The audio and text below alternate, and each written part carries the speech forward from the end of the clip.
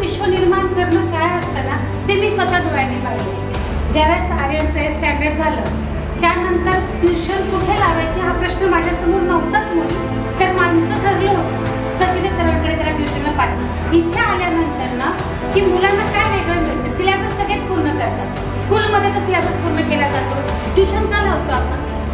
Syllabus इथे पण पूर्ण होतो, पण आपल्या मुलांना यापेक्षा एक्स्ट्रा काय मिळेल?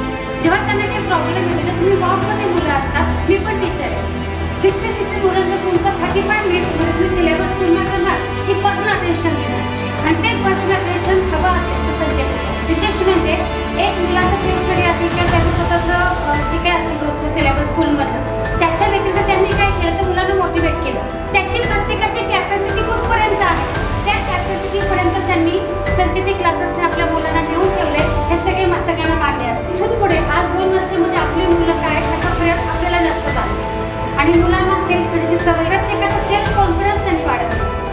8वी पर्यंतची आपली मुलं किंवा 7वी पर्यंतची आपली मुलं आत्ताची आपली मुलं त्यामध्ये बराच चेंज झालाय आणि त्याचा पूर्ण श्रेय दिला म्हणजे संचिती क्लासेसला जातं। त्यामुळे सगळ्या पॅरेंट्सना मी सांगते की खूप छान, त्यांनी कधी मुलांची संख्या नाही पाहिली, 60 मुलं 70 मुलं 80 मुलं संख्या नाही, त्यांनी क्वांटिटी आणि क्वालिटी ह्याचा फरक त्यांना माहिती, त्यांनी क्वालिटी दिलेली आहे। त्यामुळे मी तर म्हणजे आपण सगळेच थँकफुल आहोत। जसं आपल्या मुलांमध्ये बदल झालाय ना तसं समाजातील प्रत्येक मुलामध्ये हा बदल व्हावा।